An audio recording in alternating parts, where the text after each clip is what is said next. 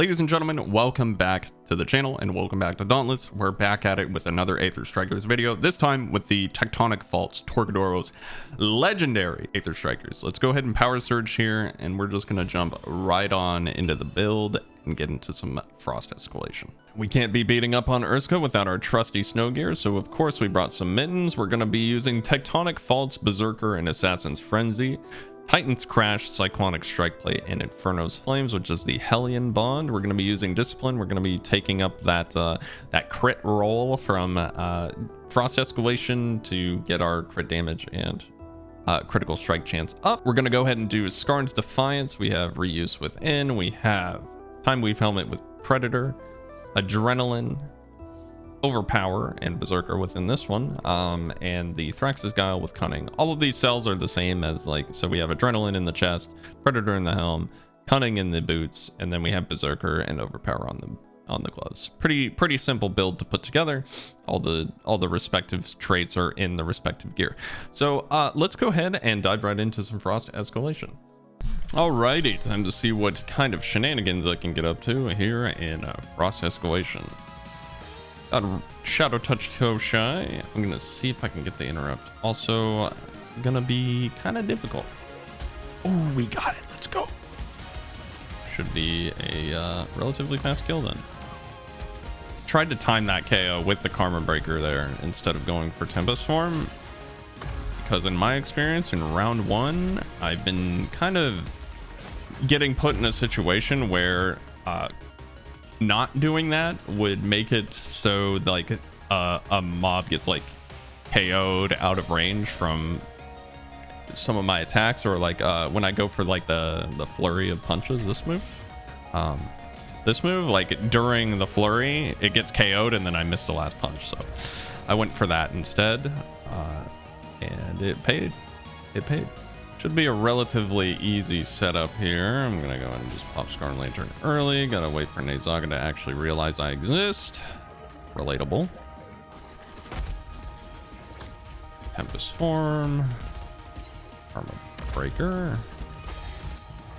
Taurus doing things I did not expect. Get the collateral there. Killed Nazaga. Didn't get the KO, it wasn't fast enough, but it's already dead, so I guess that doesn't even matter. Again, not super difficult. Getting the interrupt is everything on stuff like that. I think I'm gonna opt for Executioner here. Because the power is good, but I think I'll just get more mileage out of Executioner at round 3. Looks of power is like, it's hit or miss, and I feel like it locks you into like it kind of locks you in place, right? Like you need to be able to utilize it, obviously. Let's see if this interrupt is something I can still do. It is.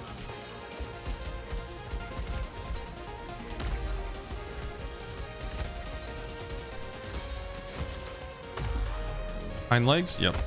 Cool.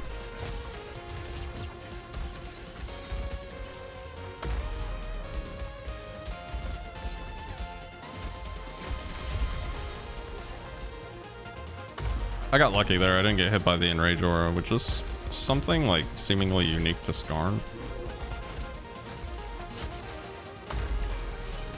I went for the weak spot, but yeah, I just couldn't turn enough. But we still got the clap off and it still worked. But yeah, for some reason Skarn's like Enrage like aura thing doesn't hit, but the tremors that come out do, and so it's like you're able to kind of like skate by in a way. And yeah, I don't know, there's just like there's a lot of seemingly missing like hitboxes in this game, or like altered hitboxes. Maybe it's like higher up in the air. It does look like it's not up directly like on the behemoth. Maybe it seems like it's slightly above, so maybe if you like jump you get hit by it. It's hard to say. I haven't really tested something like that. Use my discipline finally. Karma breaker. I'm gonna try and get. I knew the interrupt was coming, and I should have been more willing to go for it, but it's fine now. Crisis averted. Opting to just kill Drask and get him out of the equation, rather than going for the interrupt damage, because I should be able to. How are my buffs looking? Looking good. Because I should be able to get like a KO, and I'm, you know, chain stagger this. Yeah, wasn't able to kind of beat out the timer there because of the way that Pangar staggered when I got the break there. But it died almost immediately after, so it's fine. It's fine. It's fine. Not playing flawlessly, but I feel like we're moving relatively quickly here. Nothing here gives me damage, which is unfortunate, so we'll just take the destructive unity, I guess. I will say that, like, while I think Thunderous Mantle is a godsend on this escalation, it's kind of unfortunate that it's like that Adrenaline playstyle has amps that kind of actively work against it, right? Like I'm no longer draining stamina while I sprint, which is hurting my damage. Like I could be at 0 when Urska comes down here, but instead I'm just gonna pop a potion or something instead. Granted, I make up a little bit of that damage because I have Thunderous Mantle and, you know, it explodes and such, but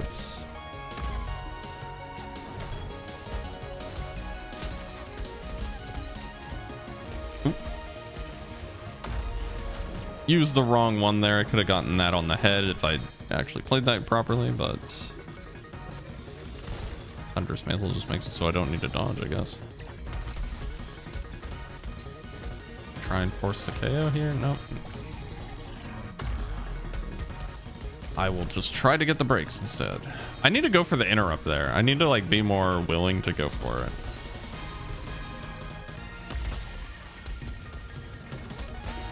Nice. Does it die here?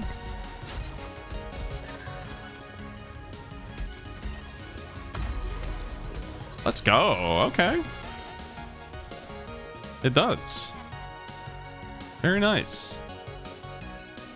I even got hit there, which was interesting, and I was able to skip the icicle.